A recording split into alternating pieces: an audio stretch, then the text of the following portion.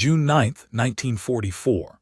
Morning fog still clung to the bocage fields west of Caen. The hedgerows, thick as fortress walls, twisted the French countryside into a labyrinth. Inside one of those maze-like corridors, Oberleutnant Franz Jäger scanned the hedgerow-lined road ahead from the cupola of his Panzerkampfwagen VI, a Tiger I. His unit, Panzerabteilung 503, had arrived in Normandy only days earlier, and already the Americans and British were pressing inland with armor, inferior tanks, thin armor, weak guns. They'd been told this for years. The Sherman was little more than a moving coffin.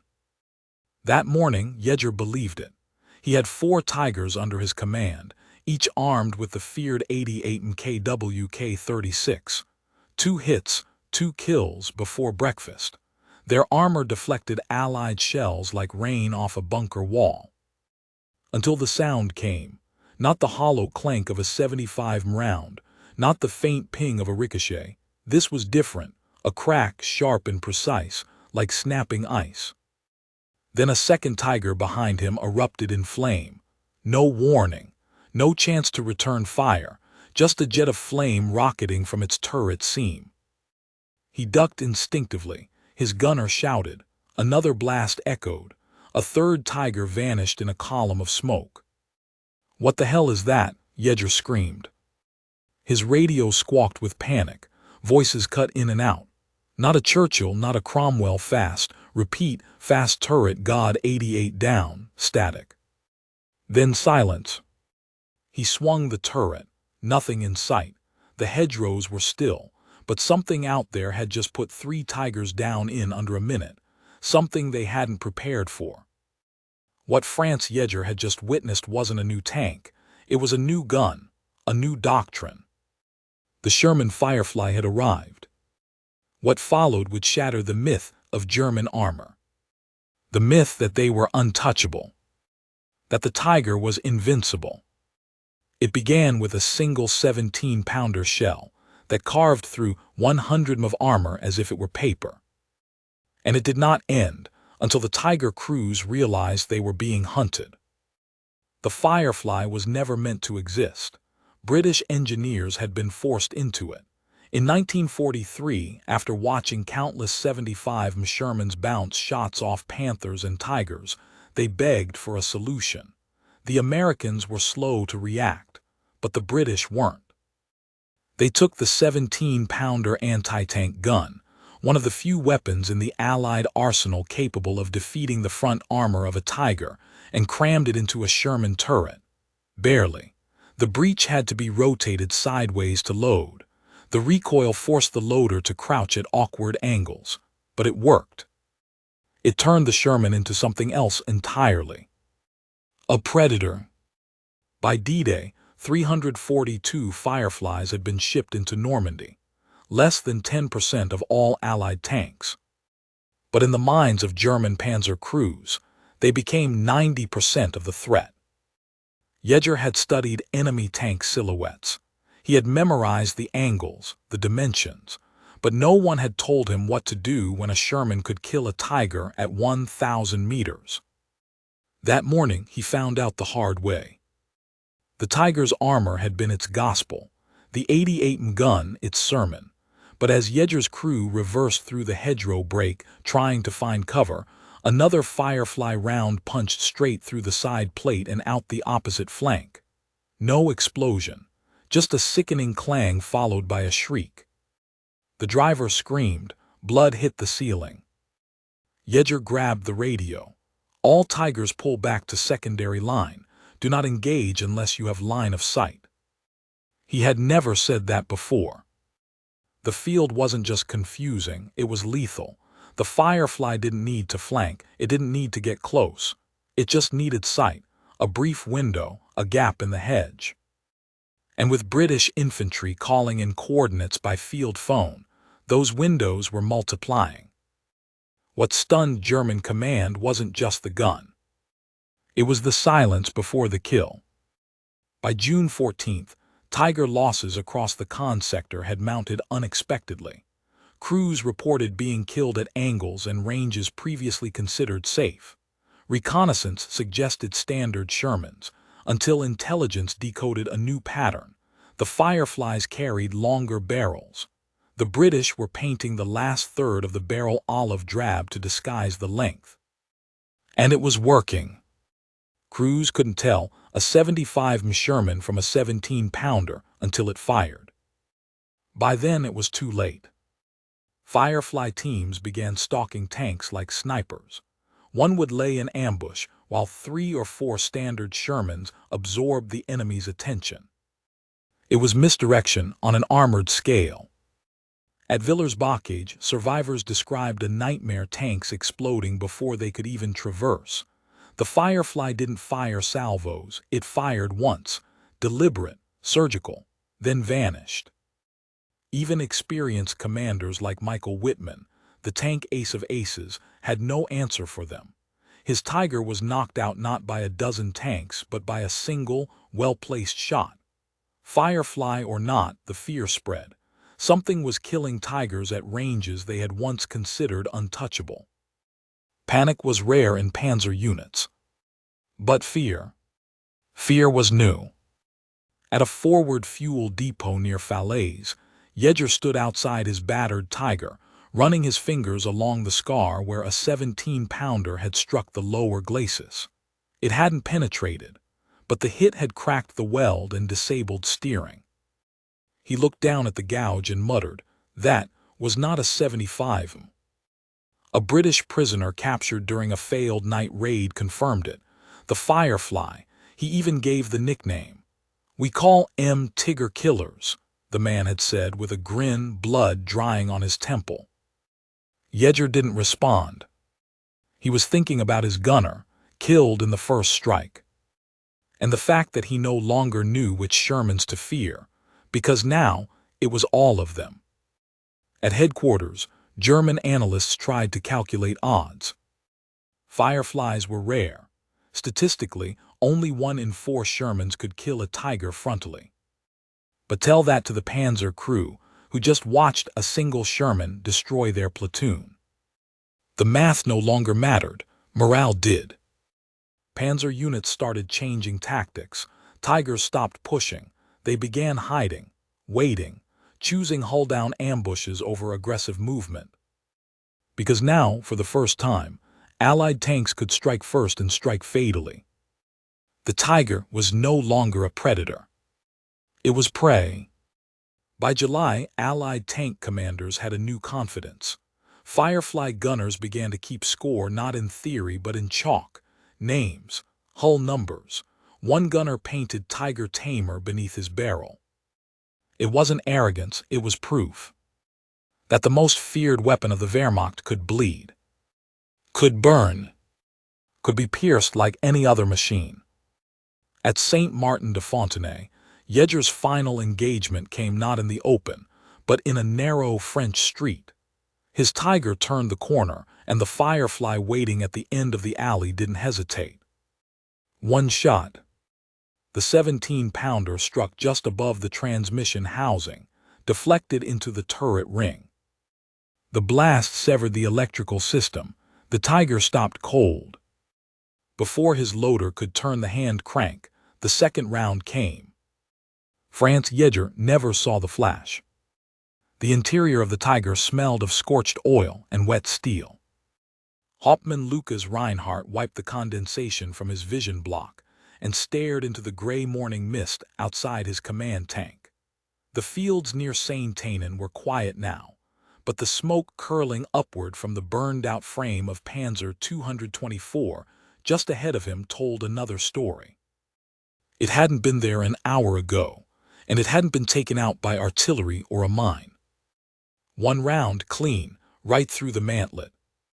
That wasn't supposed to be possible, not at that distance, not by a Sherman. Reinhardt leaned back, jaw clenched.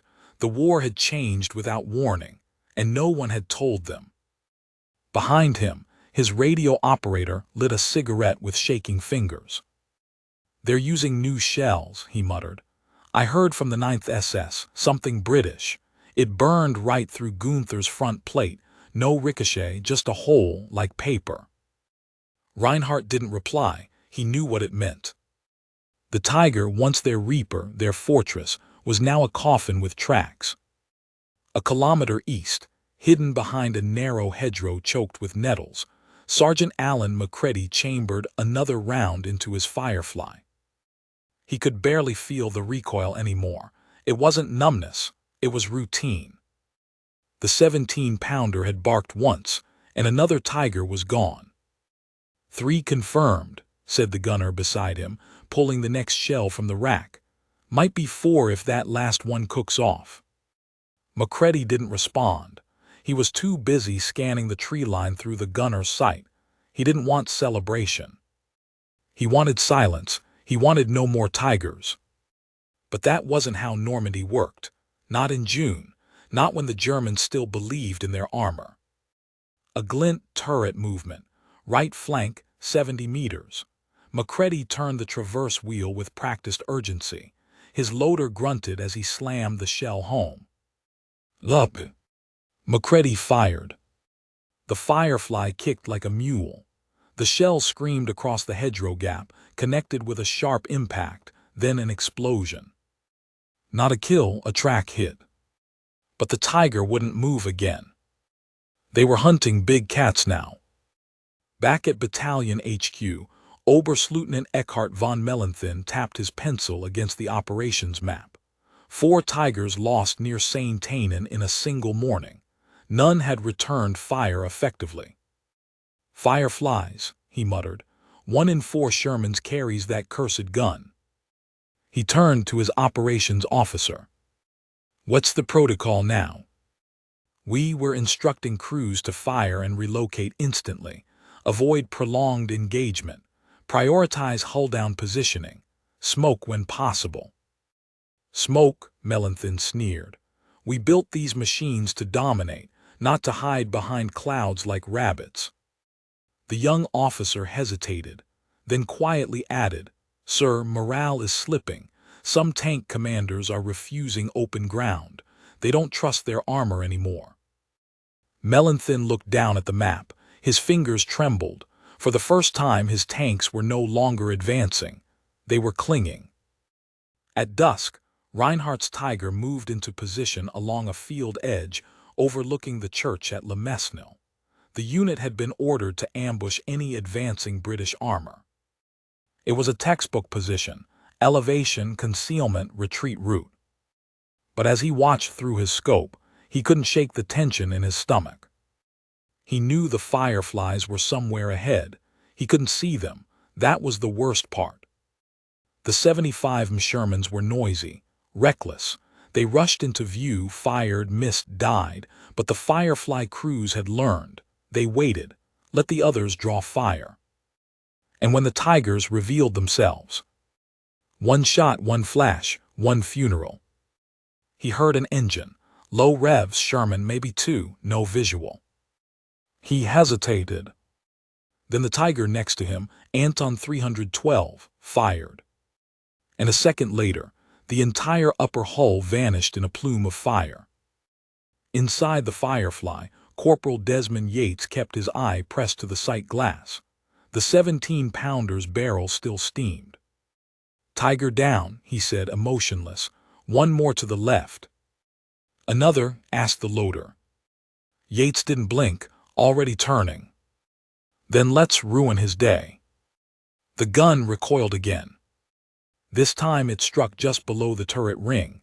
The Tiger's main gun slumped. Its turret stopped moving. It didn't explode, but it didn't matter. They knew it was dead. Reinhardt's crew belayed. Smoke filled the interior. The commander's hatch jammed. 2 of them crawled out the belly escape. 1 didn't make it. As he ran, Reinhardt looked back once, just once, at the tank that had become his world.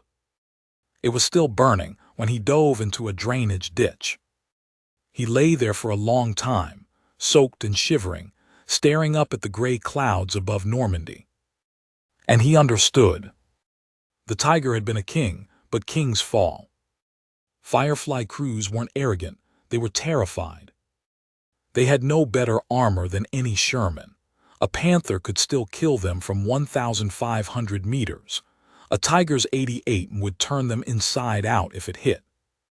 But they were no longer helpless. They had a fighting chance. They had something the regular Shermans didn't: reach, punch. Hoping. In Berlin, as reports filtered in, the tone shifted. For the first time, senior Wehrmacht officials requested a full technical evaluation of Allied anti-tank capability. They referenced the 17-pounder, the effectiveness of British optics, the kill ratios changing faster than expected. But it was already too late. The Tiger had entered the war a monster. It would leave it a myth.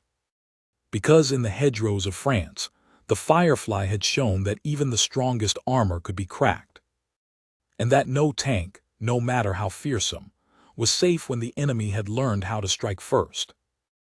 The sky over Normandy had turned the color of dried blood. Evening crept slowly across the bocage, but the fighting never stopped.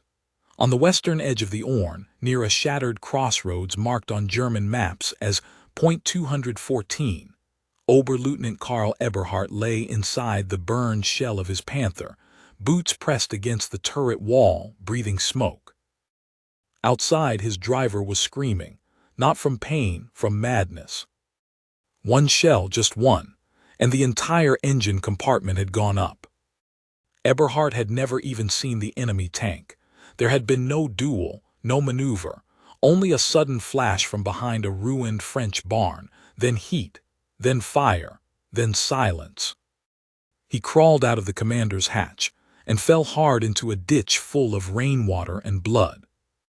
The Firefly hadn't just killed his Panther, it had killed the illusion. The illusion that armor could decide the war.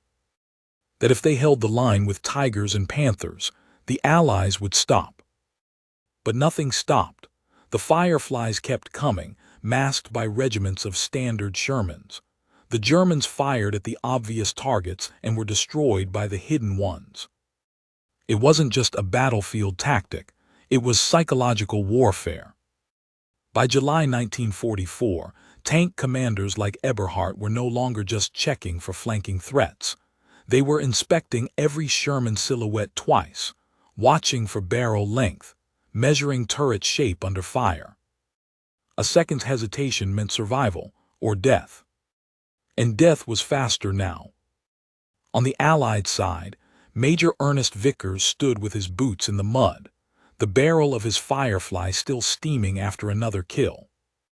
He didn't celebrate, he didn't even speak. The field ahead was littered with burned German armor, blackened hulls, twisted hatches, smoke that smelled like scorched paint and melted men. His loader, Charlie Redding, finally broke the silence. 3 Panthers, sir, all gone. Vickers nodded slowly. How many rounds left? 2 armor-piercing, 5 he. Good, we hold here. They didn't push, not yet. The Germans were still watching, still waiting for them to overextend. But this wasn't 1940 anymore.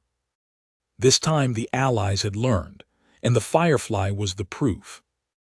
At German Field HQ south of Ivresy, radio reports came in by the minute. Tiger platoon stalled. Ambush near Caen, 2 Panthers lost, cause unknown. Sherman variant suspected. Barrel 20% longer, not machine gun fire, confirmed armor-piercing penetration. Generalleutnant Dietrich Lowe slammed his fist into the table. This is a Sherman, a Sherman. How the hell is a Sherman killing Tigers head-on? No one answered. They couldn't. Because the answer was simple. The 17-pounder could. And now it was everywhere.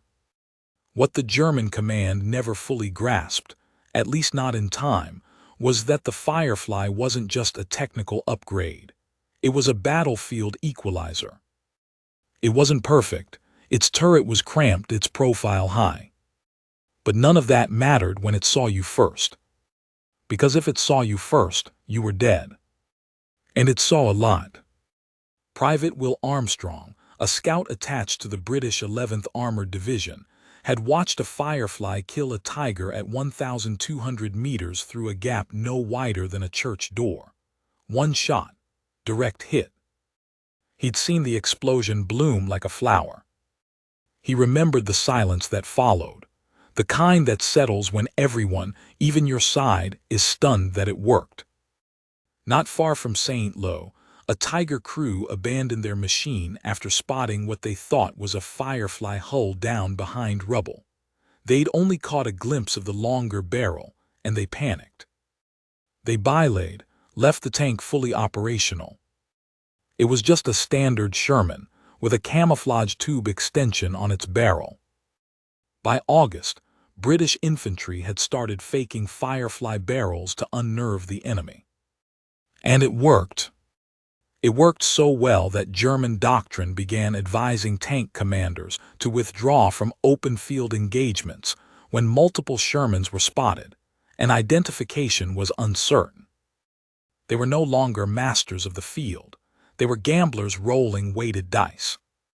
Oberleutnant Eberhardt was reassigned to a replacement Panther crew in the Falaise pocket.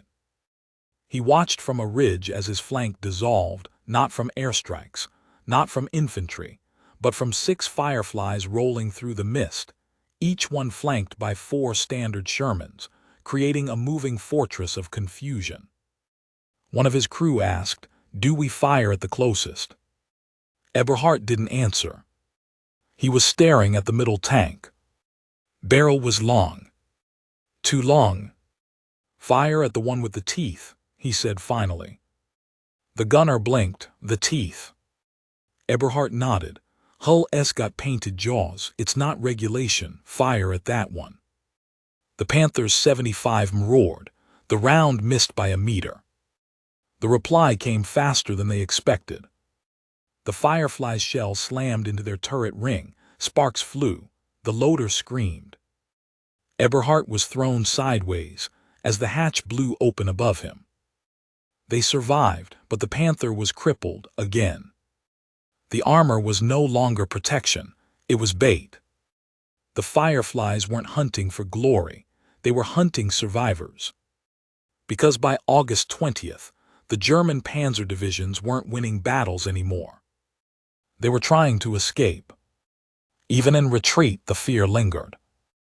Reports emerged of German tank crews torching their own vehicles at night rather than risk being stalked at dawn. Crews slept with the hatches cracked open, ready to run.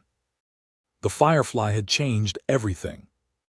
Not by numbers, but by message. That message was simple. Your best armor is no longer enough. The British crews knew it. They painted symbols on their Fireflies, names like Tiger's Bane, Longshot, or Bloody Butcher. Not for morale, but for memory. They had earned it. Because when history looked back, it would not remember the Firefly as just a gun. It would remember it as the moment Allied armor stopped fearing German steel. And the moment the Tiger, the monster that had terrorized half of Europe, began to die. By the time the German 9th Panzer Division reached the outskirts of Chambois, the trap was already closing. Smoke rolled across the narrow valley, thick with the stench of burned fuel and cordite. Horse-drawn carts, shattered half-tracks, and twisted tanks clogged the only remaining road east. It was no longer a retreat. It was a crush. Lieutenant Heinrich Förster stood atop a disabled Panzer IV, binoculars pressed to his face. His mouth was dry. His uniform was soaked with 3 days of sweat. He hadn't slept since Falaise. He could see the road winding out of the valley, Salvation, but it was already littered with smoking craters. And in the distance, beyond the trees, the silhouettes of Shermans were moving like phantoms. Some had the short barrel, harmless. Some had the long one. He dropped the binoculars. "Fireflies," he muttered. His loader looked up. "They're cutting the whole corridor." Förster nodded slowly, "And they don't miss any more." Along the ridgeline north of St. Lambert-sur-Dives, Sergeant Alan Macready crouched beside his Firefly, scanning the chaos below through the scope. Flames licked from broken vehicles. German soldiers sprinted between hedgerows like ants under a magnifying glass. His gunner adjusted the elevation. 3 o'clock, Panzer IV, range 800. Macready didn't hesitate. Send it. The Firefly recoiled hard. The shell punched through the Panzer's side before it could even rotate its turret. Secondary explosions tore through the chassis as ammunition cooked off. Macready chambered another round. Same range, Tiger behind the barn. He breathed in, then out, fire. The shot hit just below the mantlet. The Tiger shuddered, then slumped like an animal collapsing from a brainstem shot. No smoke, no fire, just stillness. That was worse. On the German side, panic spread like disease. Crews abandoned tanks before firing. Others tried to reverse out of sight, only to get stuck in the churned mud or rear-end fleeing vehicles. The Fireflies didn't chase. They waited. One shot per target, no bravado, no salvos, just execution. For every 5 Shermans crawling through the bocage, one was death itself, quiet, methodical, patient. And the Germans never knew which one it was until it was too late. General Hans Eberbach wrote in his private field notes, "The Firefly is a rifle with eyes. It kills before you see it. It fires once and disappears.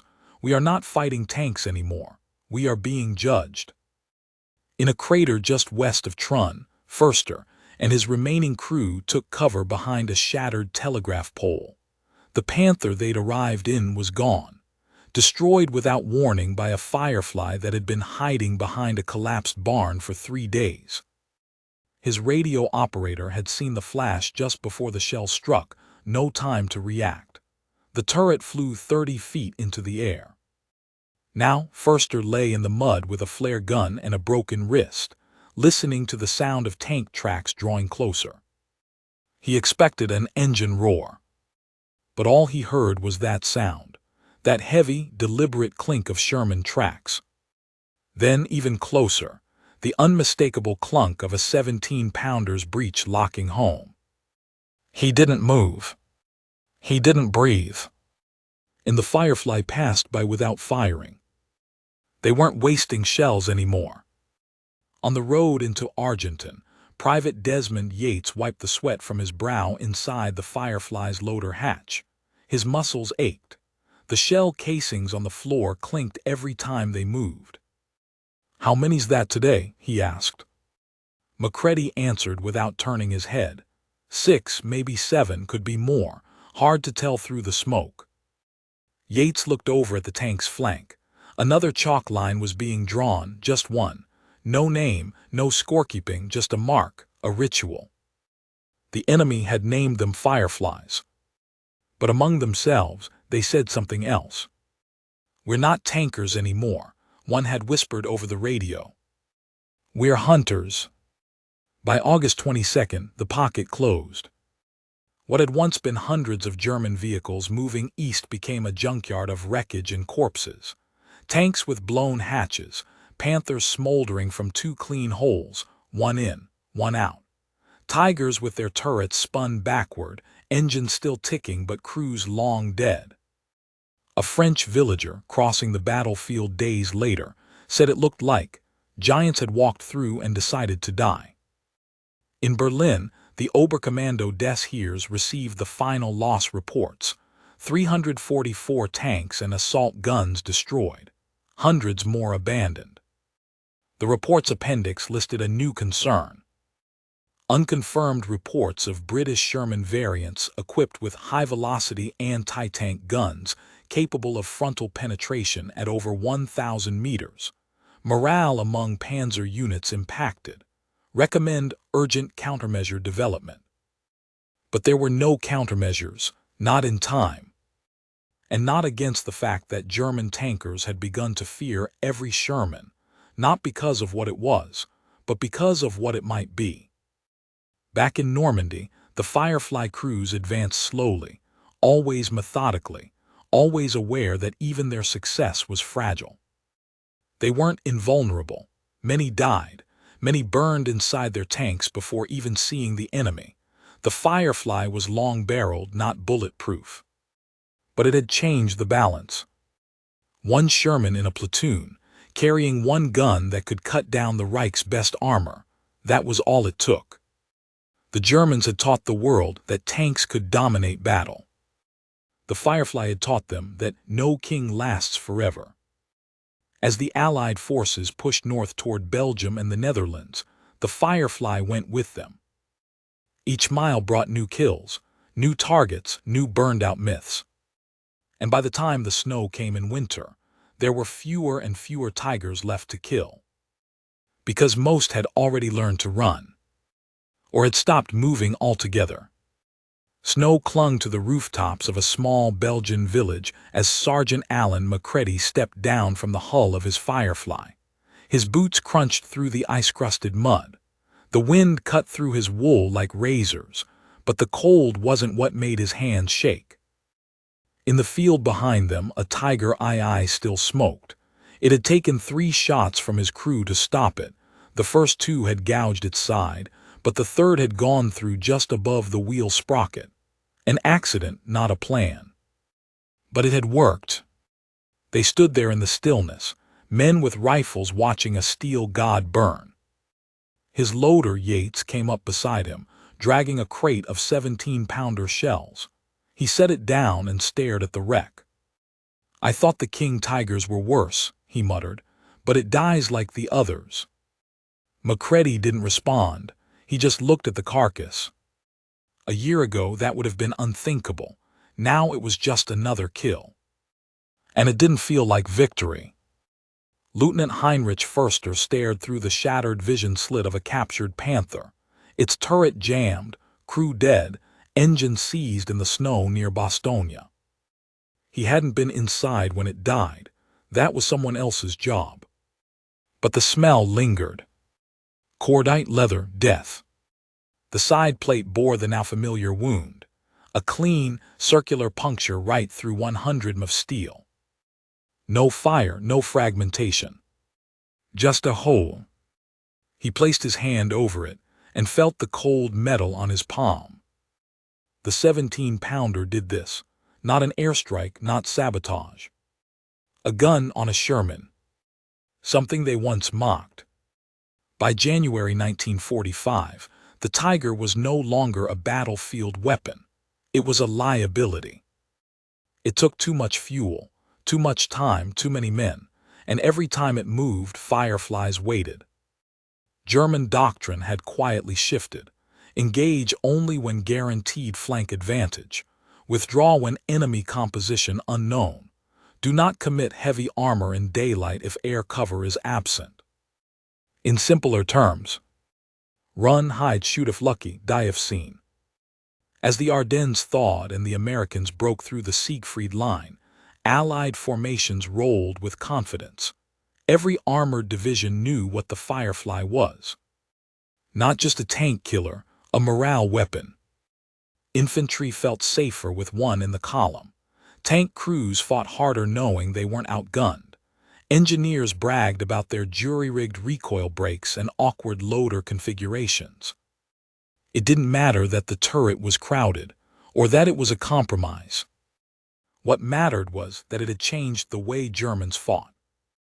It had put fear where there used to be arrogance. On the long road toward the Rhine, Macready passed rows of knocked-out vehicles.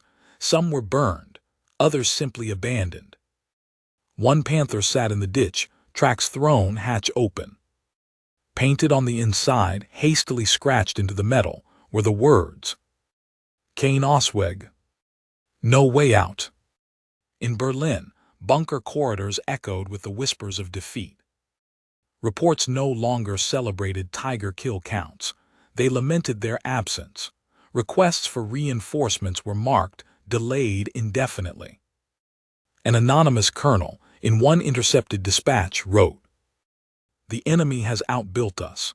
The Firefly is not technically superior, but it is always there, always watching, and always in range." March 1945. Germany's interior burned. Allied forces stormed east. Roads clogged with refugees, fleeing armor, field hospitals on wheels.